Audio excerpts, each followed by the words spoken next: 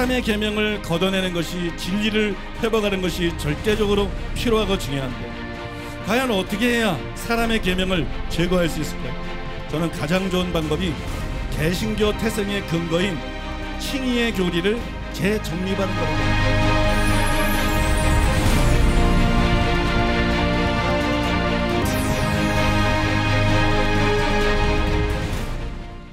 하나님의 말씀 함께 보시겠습니다. 오늘 우리에게 주시는 하나님의 말씀은 로마서 1장 17절 말씀입니다.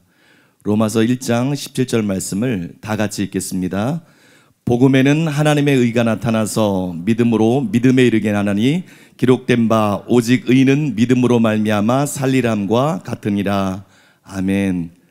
이제 담임 목사님께서 나오셔서 알쏭달쏭 믿음으로 믿음에 이르게 하나니의 구체적인 뜻이라는 제목으로 하나님 말씀 선포해 주시겠습니다. 이 로마서 1장 17절을 우리가 계속해서 다루고 있는데, 이 로마서 1장 17절의 의미는 굉장히 분명하죠. 명확한 의미를 가지고 있어요. 이신칭의를 다룬 것이, 우리가 믿음으로 의롭다함 받을 수 있다, 이 기독교의 기본적인 진리를 담고 있는 게 본문 말씀입니다. 근데 이 구절에 나오는 믿음으로 믿음에 이르게 하나니, 이 문구가 문제예요. 믿음으로 믿음에 이르게 하나니, 뭐 알 것 같은데 알 수가 없어요. 굉장히 모호하고, 그래서 굉장히 난해합니다. 그래서 저는 굉장히 오래전부터 이 구절이 정확하게 무슨 뜻이지, 믿음으로 믿음에 이르게 된다는 게 정확하게 어떤 뜻이지 궁금했어요. 그래서 아무튼 이 말씀의 의미를 추적해 보고자 하는데요. 첫째로 따라해 보겠습니다. 가장 공감이 되었던 해석. 더글라스 문은 바울이 믿음으로의 믿음에를 덧붙인 것은 끝없는 논란의 대상이 되어 왔다. 이게 다 궁금한 거예요. 신학자들도 그렇고 목회자들도 그렇고. 믿어라 그러면 아는데 믿음에서 믿음으로 이게 도대체 무슨 뜻인가 다 궁금했고, 근데 이게 정확하게 알 수가 없는 거예요. 학자들도 암만 생각해도 확실하게 알 수가 없어요. 목회자들도 암만 묵상해도 이 말씀의 의미가 정확하게 무슨 말인지 뭐 외계인의 언어 같아. 도저히 알 수가 없어요. 그래서 이게 끝없는 논란의 대상이 되어 왔습니다. 그래서 이 견해가 굉장히 다양해요.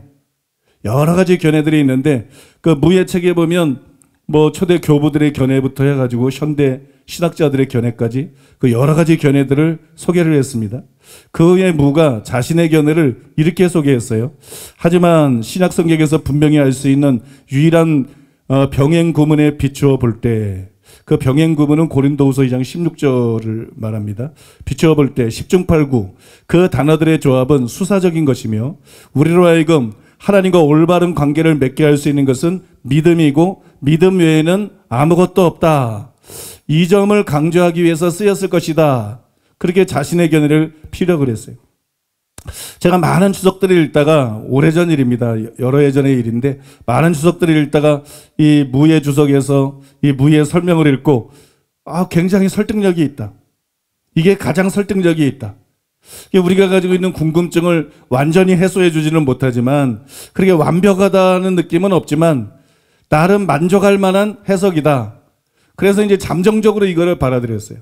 저도 만족은 안 되니까 잠정적으로 이걸 받아들이고, 그 다음에 그 이후로는 뭐 주석들을 읽어도 별다른 게 없고, 제가 묵상해봐도 뭐 별다른 뾰족한 게 없기 때문에 여기서 멈췄어요.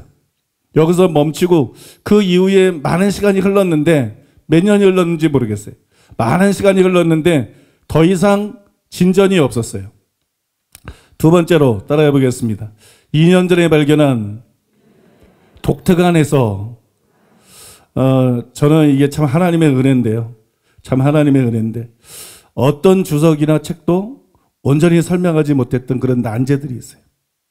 그냥 뭐 수백 년, 수천 년 동안 이렇게 만족할 만한 수준으로 풀리지 않는 그런 난제들이 있는데, 그게 풀리는 거를 주기적으로 경험하고 있어요. 몇 해 전부터 그런 일이 일어났는데, 그걸 이제 주기적으로 제가 경험하면서 사는데, 이게 하나님의 은혜죠.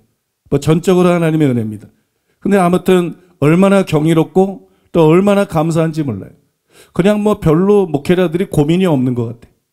신자들도 고민이 없는 것 같아. 안 풀리면 안 풀리는 대로 뭐 거기에 대해서 학자들의 여러 가지 견해 소개하고, 그 다음에 뭐 자기에게 공명되는 것 좀 공감되는 거, 뭐 그걸 좀 설명하고 넘어가고 이상하게 거기 만져가는 것 같아요.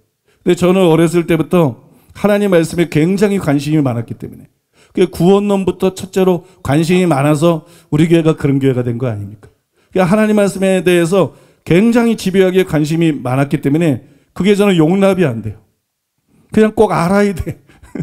반드시 그게 정확하게 무슨 뜻인지를 알아야 돼. 그러나 뭐 제 힘으로 알 수가 없죠. 그래서 저도 수십 년 동안 뭐 주석들도 읽고 많은 책들을 읽고 또 묵상하고 연구하지만 모르는 상태에서 지나갔던 것들이 하나님의 은혜로 그런 것들이 풀리는 것을 경험하고 있는데요. 그러나 믿음으로 믿음에 이르게 하라니, 이 문구는 아무리 연구를 해도 알 수가 없어요. 그 뜻을 알 수가 없어요. 그래서 이런 생각이 들었어요. 하나님께서는 그동안 불가능하다고 여겨졌던 그런 많은 난해구들을 기적적으로 해석할 수 있도록 은혜를 베풀어 주셨다.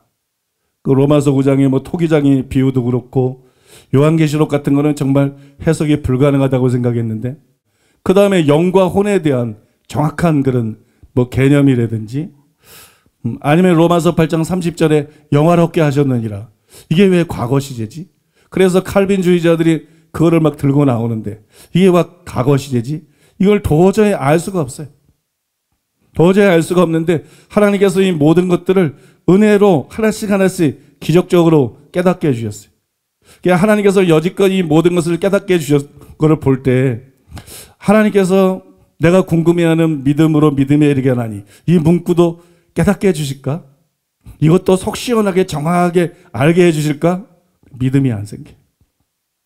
믿음이 안 생기고, 아니야, 이것만큼은 안 될 거야. 물론 하나님은 알고 계시겠지만 너무 어떤 근거들이 없기 때문에 하나님이 굳이 그걸 나에게 가르쳐 주실까? 하나님은 알고 계시지만 아마 하나님께서 나에게 이거를 가르쳐 주시진 않을 것 같아. 이거를 해석하는 거는 나에게는 불가능할 것 같아. 그런 생각이 들어가지고 포기하고 살았어요. 그러던 어느 날 하박국 2장 4절을 연구하다가 우연히 조나단 에드워드의 로마서 주석을 읽었어요. 거기에 보니까 다음과 같은 설명이 있었어요. 그 설명을 읽었습니다. 하나님은 칭의를 제공하실 때 믿음의 첫 행위에 대해서뿐만 아니라 미래의 보존 행위, 계속적인 믿음에 대해서도 관심을 갖고 계시고, 따라서 이런 의미의 칭의, 곧 삶으로 표현되는 의미로서의 칭의가 로마서 1장 17절에 나타나 있는 것으로 보인다.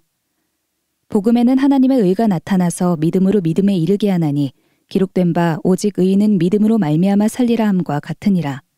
히브리서 10장 38절로 39절도 마찬가지다. 나의 의인은 믿음으로 말미암아 살리라. 또한 뒤로 물러가면 내 마음이 그를 기뻐하지 아니하리라 하셨느니라. 우리는 뒤로 물러가 멸망할 자가 아니요 오직 영혼을 구원함에 이르는 믿음을 가진 자니라. 바울이 로마서 1장 17절에서 복음에는 하나님의 의가 나타나서 믿음으로 믿음에 이르게 하나니, 기록된 바 오직 의인은 믿음으로 말미암아 살리라 함과 같으니라 라고 말하는 것은 믿음의 지속이 최소한 부분적으로는 칭의의 지속에 필수적이기 때문인 것으로 보인다. 또는 하나님의 의는 우리가 믿음에서 또는 믿음으로 이 하나님의 의를 받아 그 유익을 소유함으로써 믿음에 이를 때 나타난다. 왜냐하면 우리가 먼저 이 하나님의 의를 지각하여 알고, 그래서 처음으로 그것을 인정하고 받아들이며 처음으로 그것에 관심을 갖게 되는 것은 바로 믿음으로 말미암아 일어나는 일이기 때문이다. 그리고 이렇게 일단 관심을 갖고 나면 우리는 이 하나님의 의를 미래에 계속 보존시키는 역사를 확실히 하기 위해 지속적인 믿음을 가져야 하는데, 이 지속적인 믿음은 칭의 상태에 합당한 지속을 위하여 필수적이다. 그리고 믿음이 지속되는 동안 하나님의 의에 대한 우리의 관심도 지속되고, 그 결과 우리는 칭의 상태를 계속 유지하며 의에 대한 미래의 영원한 상을 확실히 받게 될 것이다. 예, 제가 아침에 다시 읽어봤는데도 이게 참 기가 막힌 설명이더라고요. 기가 막힌 아이디어고 참 이게 기가 막힌 설명인데, 스칸 맥나이트도 이렇게 말을 했어요. 바울에게 있어서 믿음은 시작점을 갖고 있는 것이지만 또한 하나님께서 그리스도 안에서 행하신 모든 일을 향해 기독교인들이 끊임없이 계속해서 갖는 일관된 태도이기도 하다.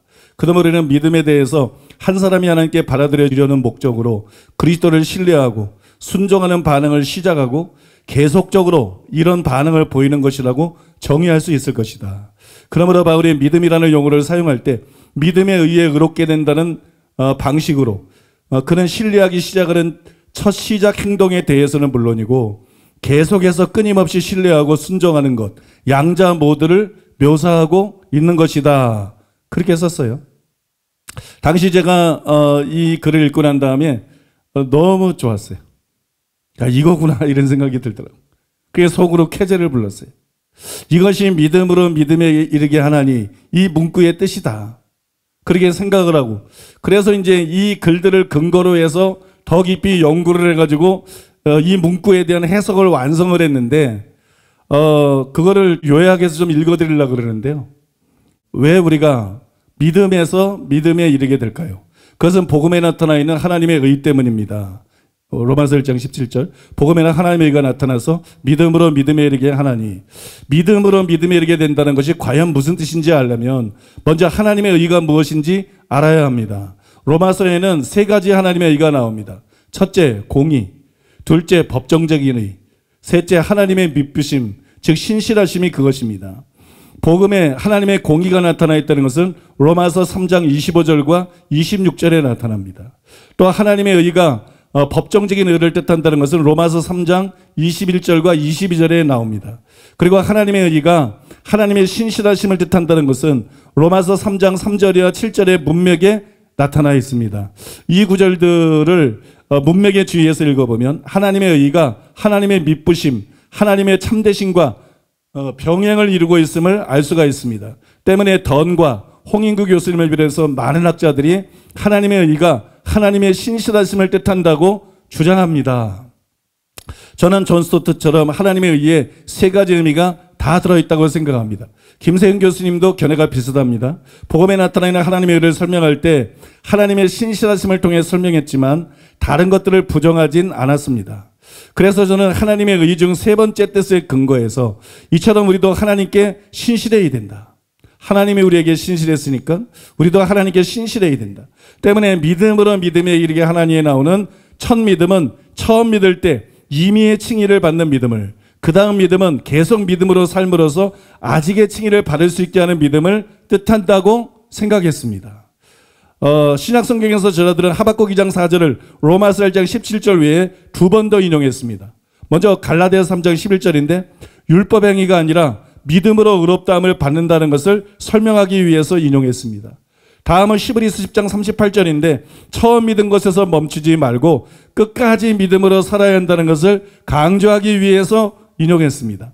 저는 이것이 하박국 2장 4절의 두 가지 의미이며 믿음으로 믿음에 이르게 하나니 안에 두 가지 의미가 모두 들어있다고 생각합니다. 신기하게도 로마서 1장 17절에 믿음이 두 번 나오고 성경 저자들이 하박국 2장 4절을 인용하여 주장하고자 한 믿음도 두 가지입니다. 그래서 더욱 앞의 믿음은 갈라디아서 3장 11절에서 설명한 믿음을, 뒤의 믿음은 히브리 10장 38절에서 설명한 믿음을 뜻한다고 생각합니다. 여기 이제 완성되는 해석이에요. 지금 생각해도 이 해석이 참 기가 막히고 의미도 좋고 그러더라고. 또 칼빈의 약점을 보완해 주기 때문에 굉장히 이렇게 매력이 있는 해석입니다.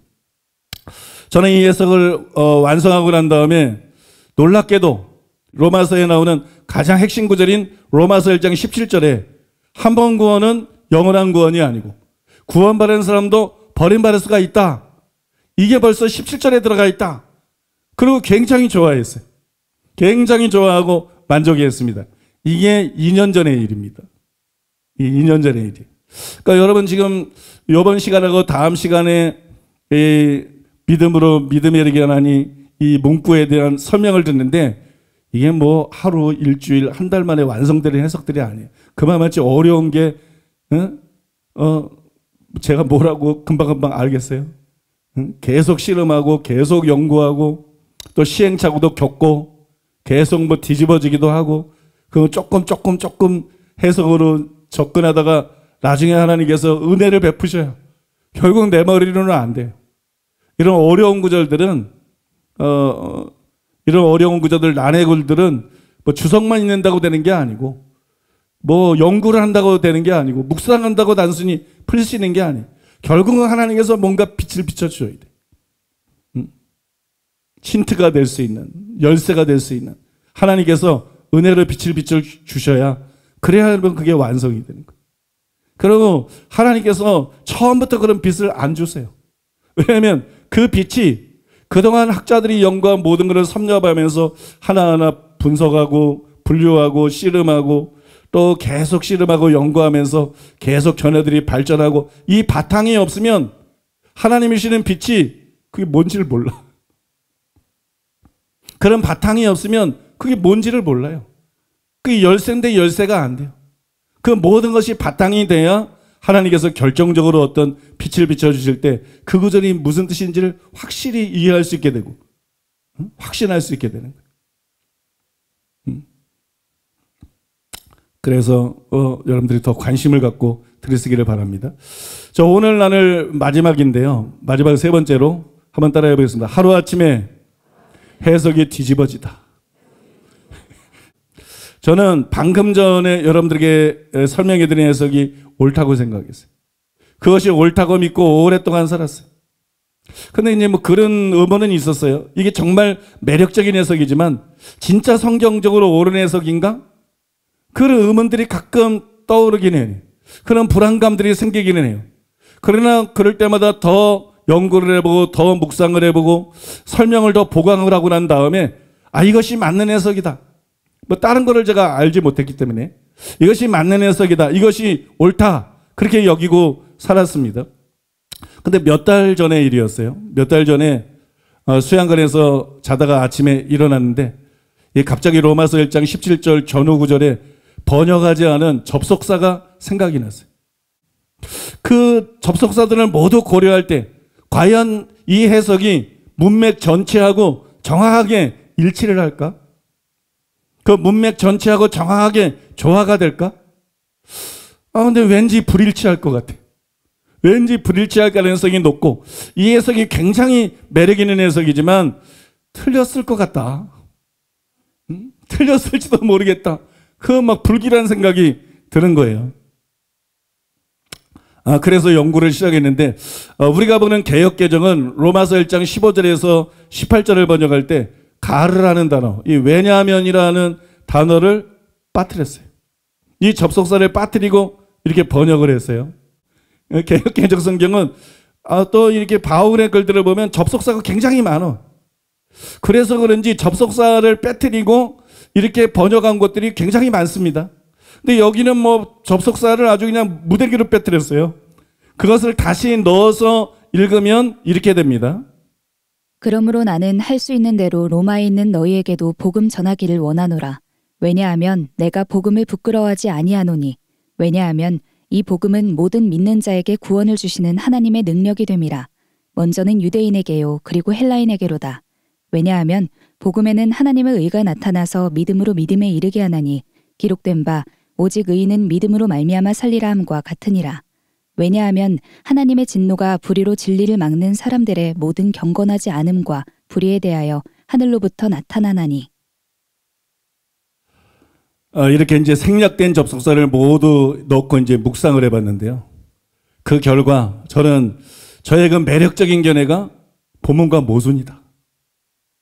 그 자체만 딱 보면 조나단 에드워드의 설명도 그렇고 뭐 스캇 맥라이트의 설명도 그렇고 또 그걸 기초로 해서 제가 더 연구해서 설명한 내용들도 그 설명들도 기가 막히고 그 자체만 보면 맞는 것 같은데 그 자체만 보면 틀림없는 것 같은데 이 생략된 접속사를 전부 고려해서 생각해 보니까 이게 성경하고 좀 모순이다.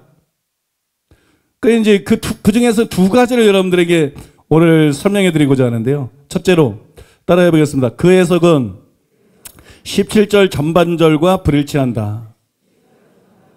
우리가 이제 17절을 나누고 있기 때문에 17절에 대해서만 설명을 드리겠습니다. 그 해석은 17절 전반절과 불일치합니다. 16절과 17절 사이에 번역하지 않은 왜냐하면이 들어있죠.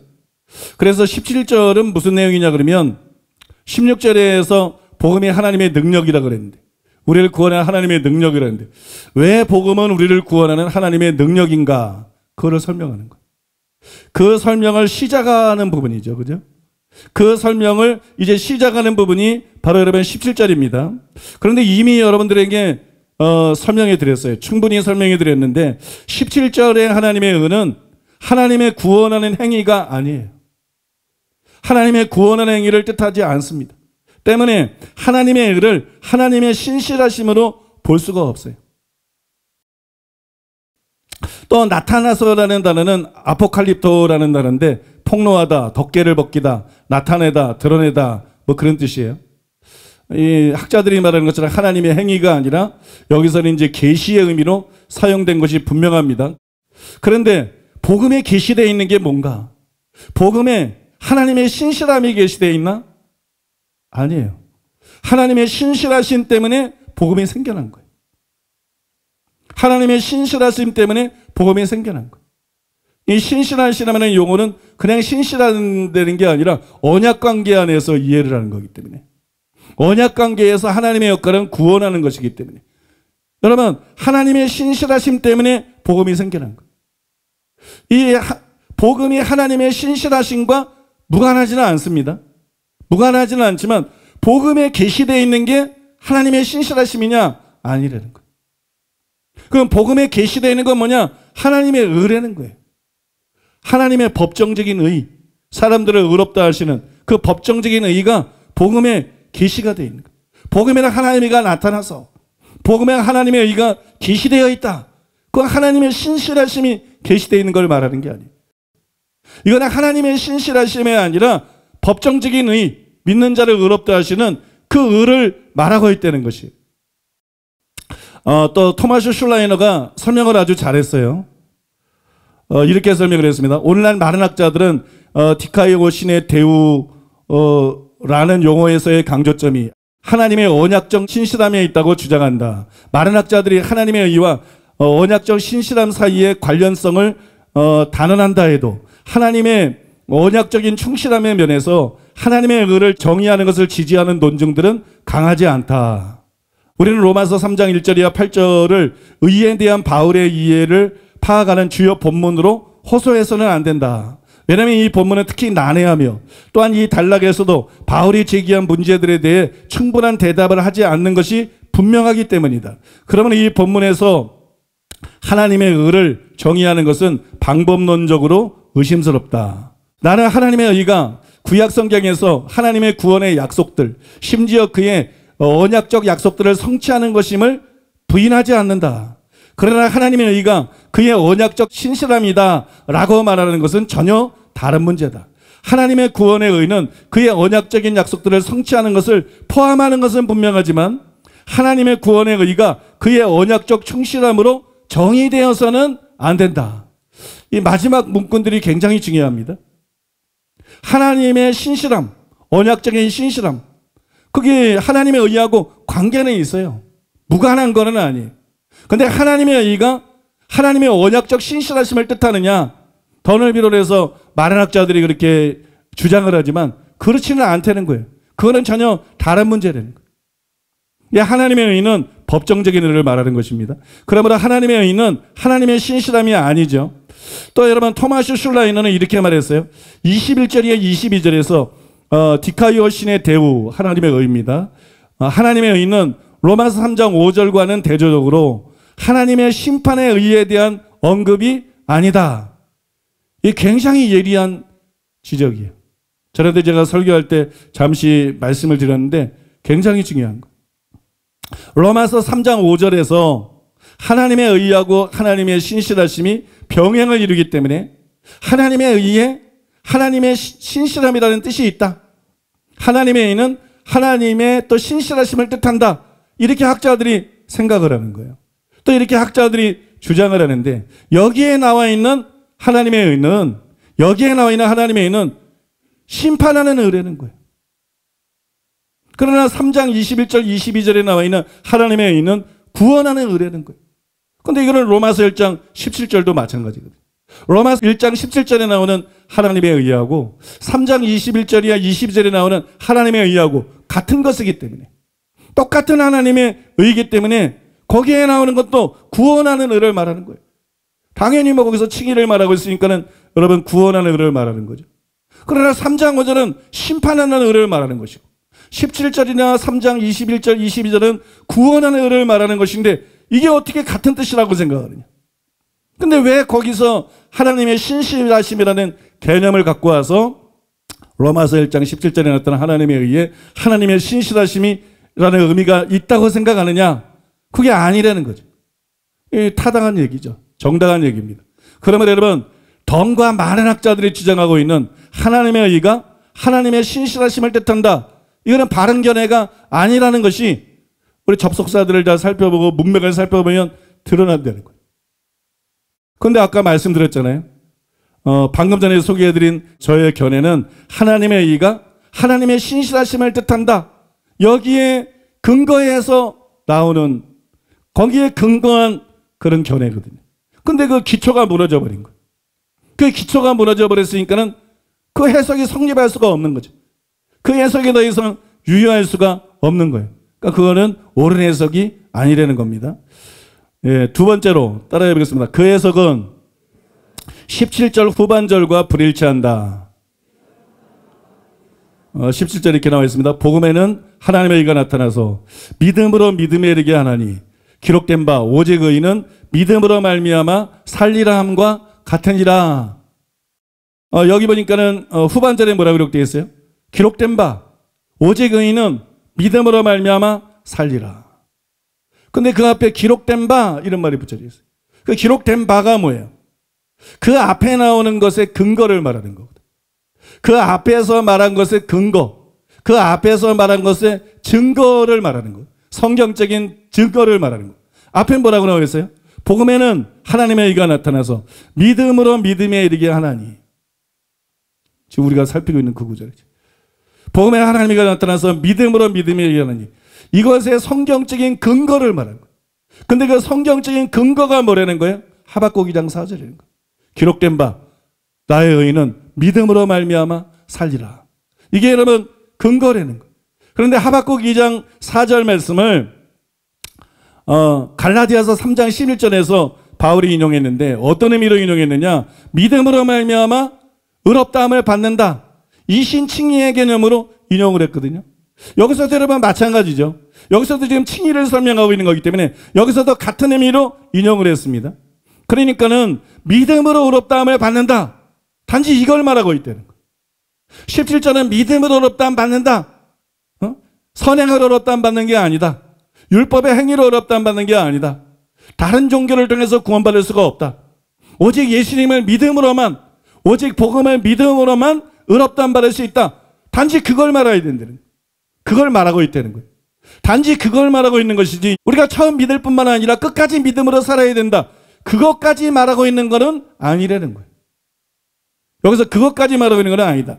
물론 여러분 반론이 있을 수 있는데 히브리서저자는 히브리서 10장 38절에서 같은 하박국 2장 4절을 이렇게 인용을 했어요. 나의 의인은 믿음으로 말미암아 살리라. 또한 뒤로 물러가면 내 마음이 그를 기뻐하지 아니하리라 하셨느니라. 이렇게 인용을 했어요. 여기 보면 뒤로 물러가면 내 마음이 저를 기뻐하지 아니라 이 부분까지 나와 있어요. 이 부분까지. 그래서 뒤로 물러가지 말고 계속 믿음으로 살아야 된다. 이런 뜻이 하박국 2장 4절 안에 있다. 그러니까 그런 해석이 가능하다. 뭐 그런 반론을 제기할 수도 있습니다. 그러나 성경을 굉장히 자세히 보셔야 돼요. 아주 굉장히 꼼꼼하게 보고 굉장히 섬세하게 자세히 보셔야 됩니다. 그러나 히브리서에서는 70인역 하박국 2장 4절을 송두리째 인용했어요. 70인역에서 인용했습니다. 70인역 하박국 2장 4절을 송두리째 인용했어요. 즉 뒤로 물러가면 내 마음이 그를 기뻐하지 아니하리라. 이것까지 인용을 했어요. 그러니까 여기서는 그걸 말하고 있는 게 맞아요. 우리가 믿을 뿐만 아니라 끝까지 믿음으로 살아야 된다. 히브리서 10장은 배교의 위험성을 다루고 있기 때문에 여러분 그런 의미로 지금 말하는 게 맞습니다. 그러나 로마서 1장 17절은 배교의 위험성을 다루고 있는 게 아니에요. 율법의 행위가 아니라 선행이 아니라 우리는 믿음으로만 의롭다함을 받을 수 있다. 이신 칭의의 진리를 로마서 1장 17절에서는 다루고 있는 거예요. 또 로마서 1장 17절에서는 나의 있는 믿음으로 말미암아 살리라. 이 부분만 인용을 했어요.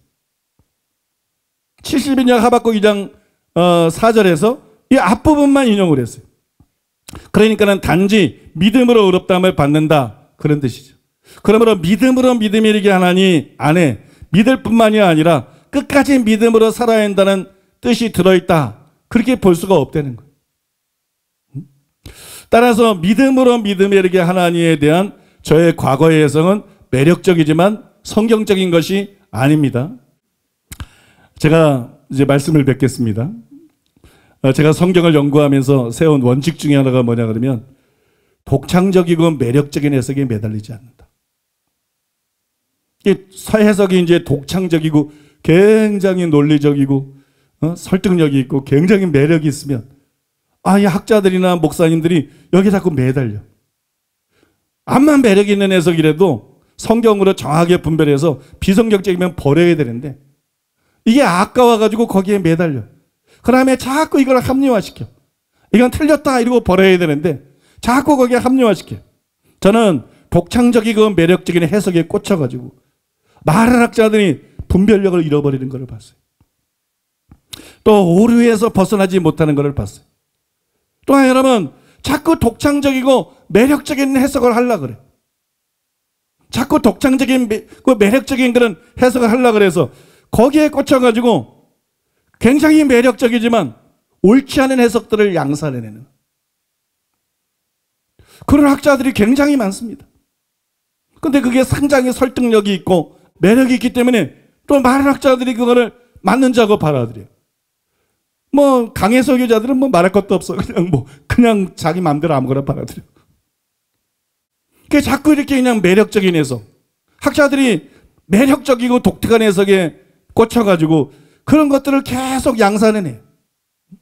참으로 이게 안타까운 일이에요. 전에도 말씀드리지만 이 성경을 우리가 해석하면서 어떤 분들은 성경만 읽는다. 참 용감한 겁니다.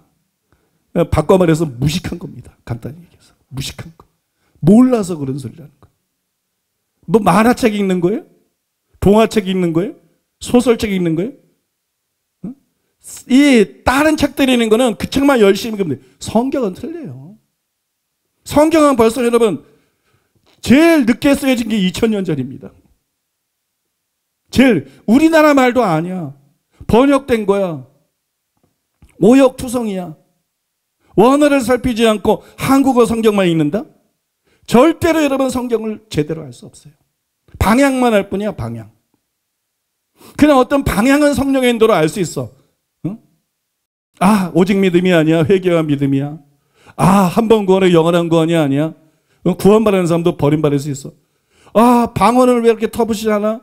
꿈과 환상과 예언을 왜 터부시하나? 그걸 맹신해도 안 되지만 잘 분별해서 옳은 것만 받아들여야 되지만 질서 있게 덕 있게 사역해야 되지만 그러나 여러분 우리는 당연히 성령을 사모해야 되고 성령의 은사들을 사모해야 되고 성령의 권능을 받아야 되고 믿습니까? 이런 방향만 바르게 보는 거라고. 방향만 바르게 보는 것이지 뭐 회개라든지 믿음이라든지 구원이라든지 견인의 교리라든지 뭐 은사들이라든지 무슨 뭐 성경 구절이나 말 하나도 정확하게 못 봅니다. 그냥 마음대로 얘기하는 거지. 하나도 정확하게 못 봐요. 여러분 성경만 보면 안 돼요. 여러분 반드시 우리가 원어도 살펴야 되고 반드시 우리가 주석들도 읽어야 돼.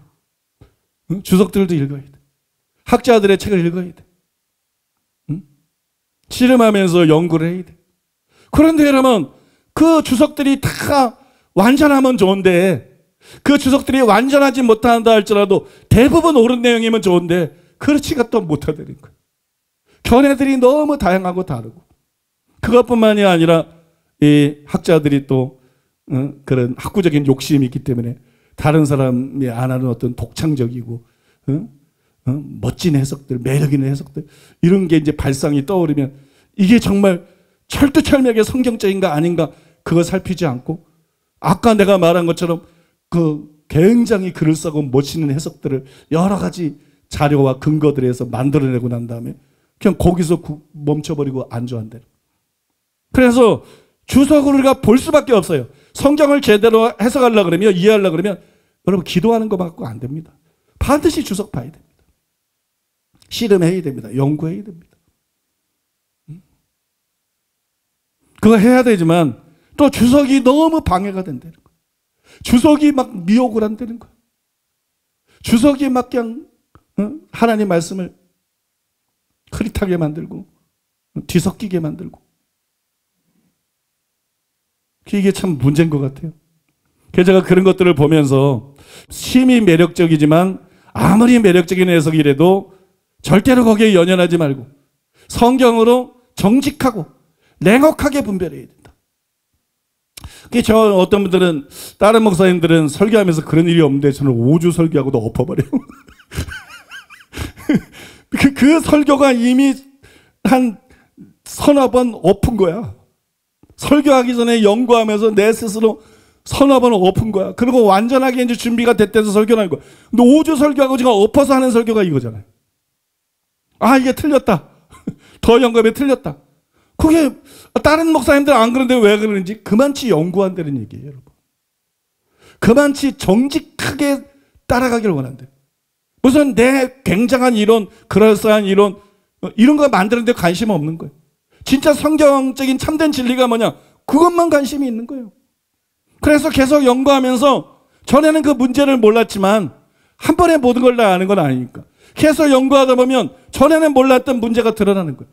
그 문제를 몰랐을 때는 그 해석이 완전하다고 생각하는 거예요. 성경이나 다른 아는 거하고 아무 문제가 없으니까. 근데 그 문제점이 드러났을 때는 그거 엎을 수밖에 없는 거지. 이렇게 없는 일들이, 설교를 없는 일들이 강대상에서 일어나야 돼. 우리가 완전하지 않기 때문에 그럴 수밖에 없어요, 여러분. 사실 그럴 수밖에 없어. 지난주 설교가 굉장히 이렇게 따분한 설교였어요. 특히 마지막에 마치기가 참 힘든 설교였어요. 칭의는 의를 행하는 게 아니다. 그게 뭐 소수의 견해들인데 그것도 밝힐 필요는 있을 것 같아서 그걸 나눴는데, 그러고 나서 끝 이거야. 그러니 성도들이 기도할 건덕지가 없어. 그래서 제가 그럴 때는 하나님께 기도를 해요. 하나님, 이번 설교가 이렇습니다.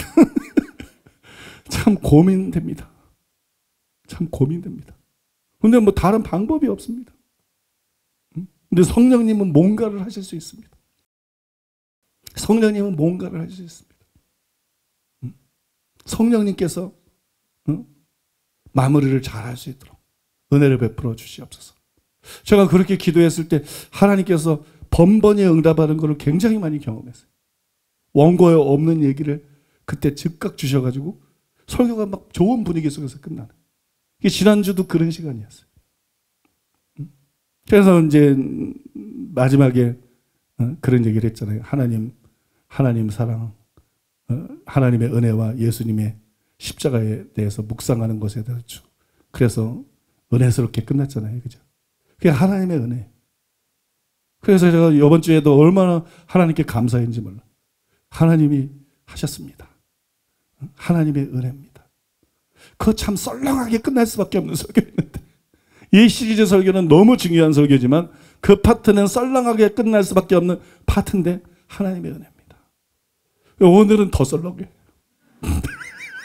이 과정을 얘기하는 거야. 내가 이 구절에 대해, 이 문구에 대해서 궁금해하면서 과정을 얘기하는.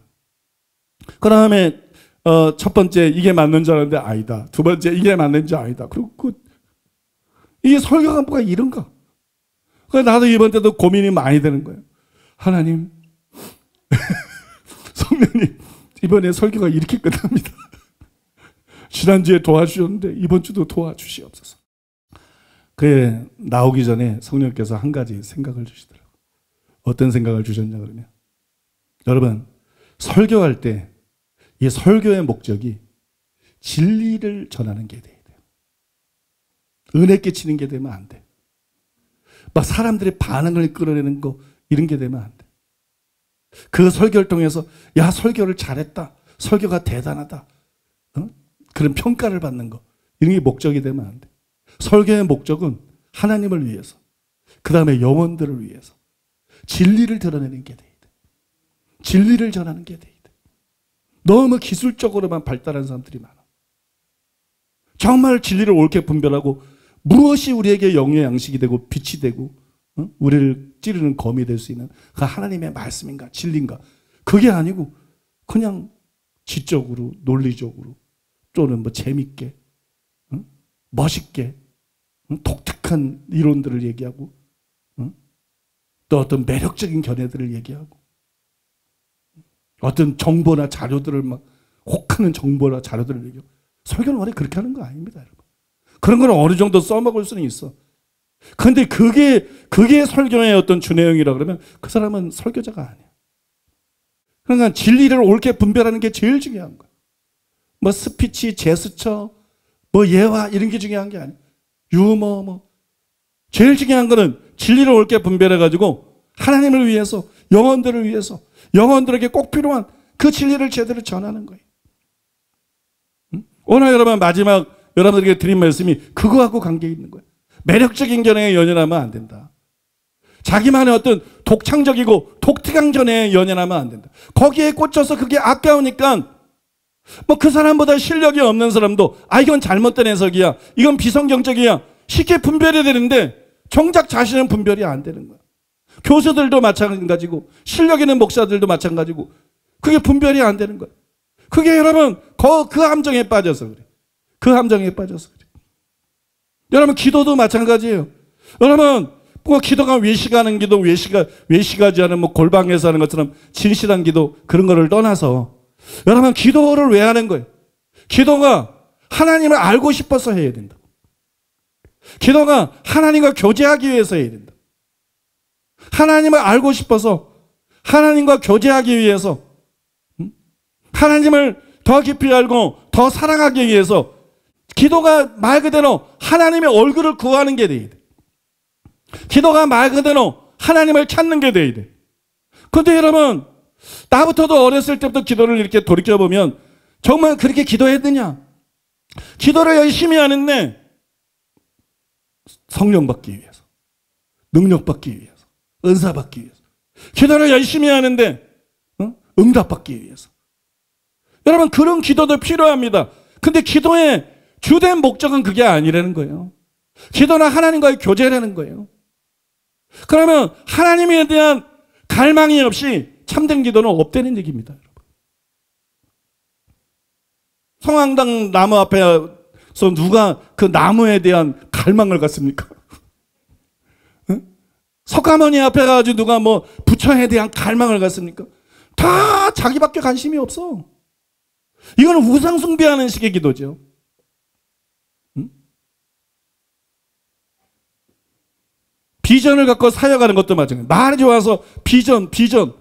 여러분 수많은 비전이 야망일 뿐이에요. 수많은 비전이 야망일 뿐이고 수많은 비전이 욕심일 뿐이에요. 저는 고등학교 2학년 때 하나님께서 제 인생의 생애를 어떤 상징적으로 보여주는 두 가지 꿈을 꾸게 하시고 그걸 통해서 저를 불렀어요.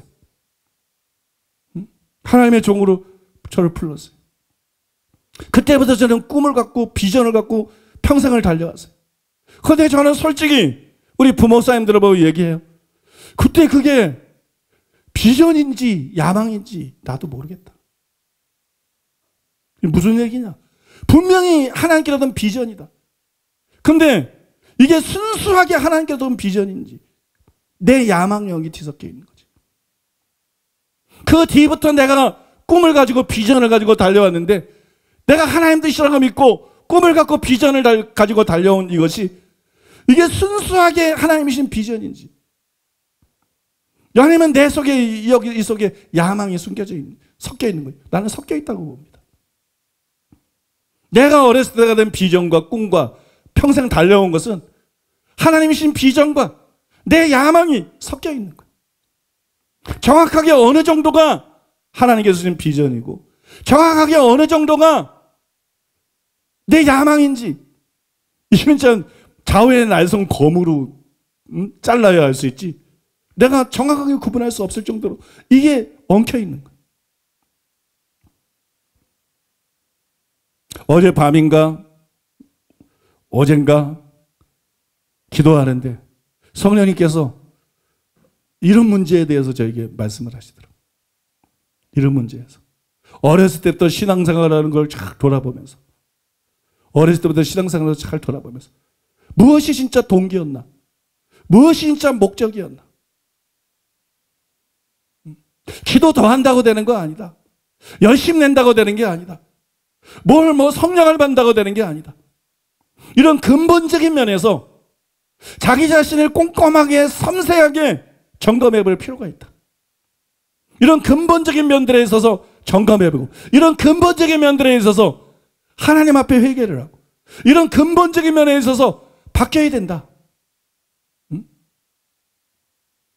그래야 정말 하나님이 기뻐하는 사람이 되는 것이고, 그래야 정말 하나님 뜻을 다 이룰 수 있는, 하나님께서 정말 크게 들어서 쓸 수 있는 사람이 되는 것이고. 아무튼 기도하는데 그런 빛이 오더라고. 그래서 생각나는 대로 회개하면서 기도했어요. 나는 기도했을 때 내 진짜 기도의 목적은 뭐였지? 나는 목회를 했을 때 내 정말 목회의 목적은 뭐지? 내 정말 사역의 목적, 내 정말 삶의 목적은 뭐지? 이게 섞여 있다는 말이에요.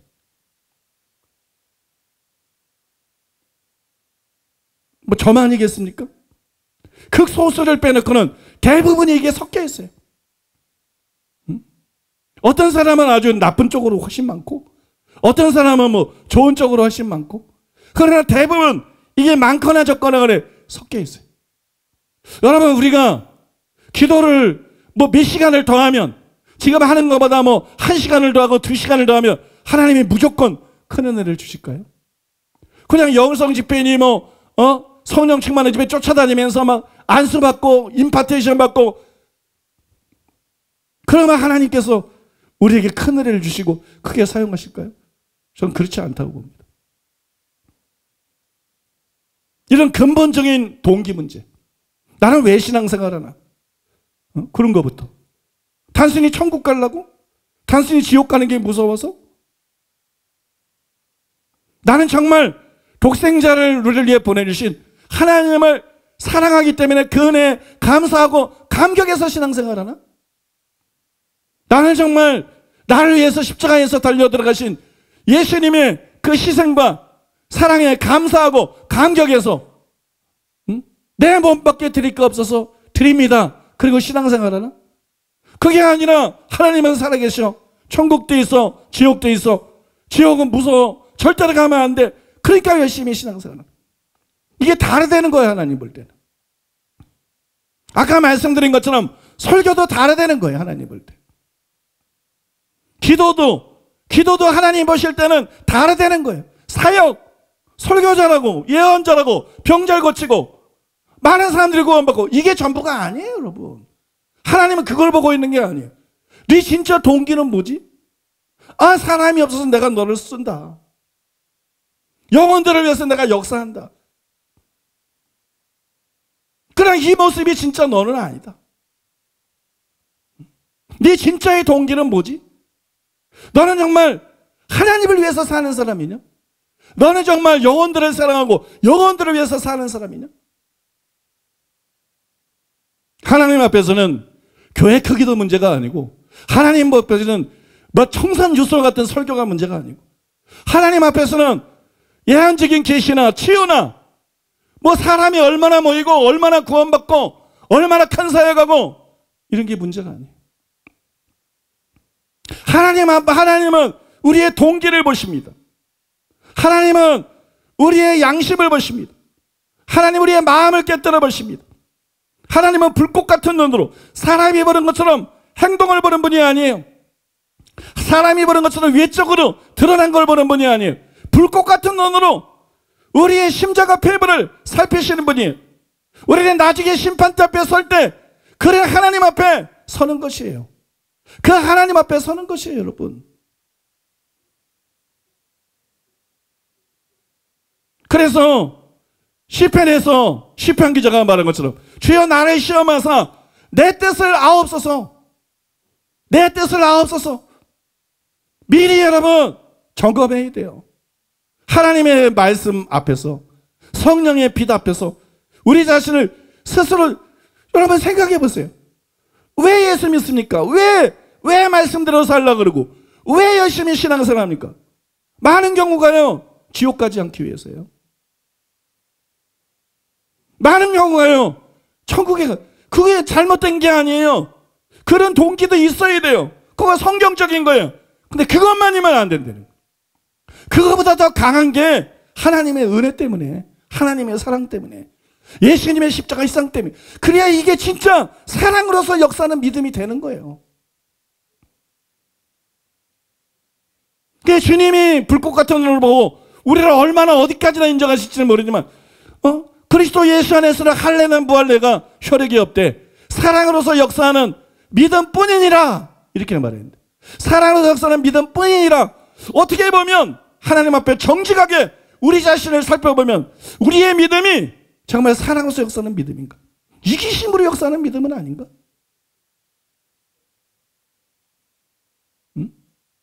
회개하고 죄와 싸우고 말씀 들어서 하는 것도 이기심으로, 기도하는 것도 이기심으로, 은사를 받는 것도, 설교하고 사역하는 것도 이기심으로, 목회하고 성교하는 것도 이기심으로. 제 말은 우리 목사들부터 그 다음에 우리 모든 성도들이 정말 자신의 중심 동기, 자신의 숨겨져 있는 목적, 자신의 중심이 뭔지 여러분 하나님 앞에서 점검하고 살펴봐야 되는 거예요.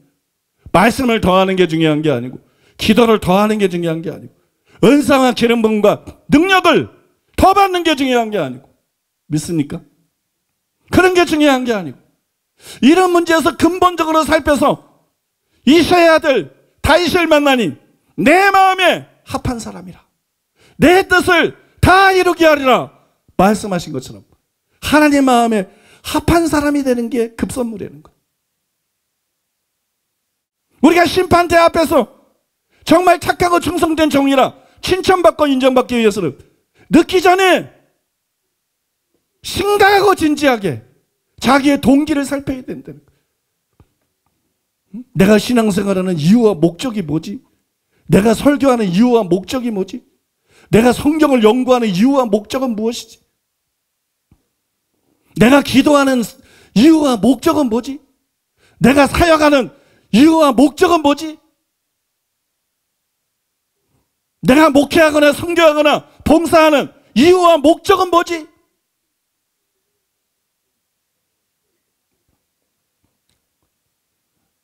이 시간에 다른 거 기도하지 말고 우리가 하나님 앞에, 저도 여러분도 하나님 앞에, 하나님 나의 숨은 뜻을 알려주시옵소서.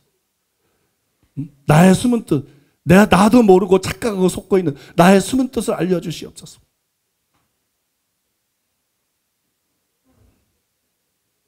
내 뜻을 살펴주시옵소서. 나를 알려주시옵소서. 주님 이 시간에 빛을 비춰주시옵소서. 나의 동기가 무엇인지를 알게 해주시옵소서. 나의 동기가, 나의 중심이 무엇인지를 알게 해주시옵소서. 나의 진짜 목적이 무엇인지를 하나님 앞에 알게 해주시옵소서. 잘못되어 있다면 말을 고치기 전에, 행동을 고치기 전에, 어떤 삶을 고치기 전에 그것부터 고치게 해주시옵소서. 내 생각이 바뀌게 해주시옵소서. 내 마음이 바뀌게 해주시옵소서. 내 동기가, 내 중심이, 내 진정한 삶의 목적이 바뀌게 하여 주시옵소서. 하나님 앞에 기도하겠습니다.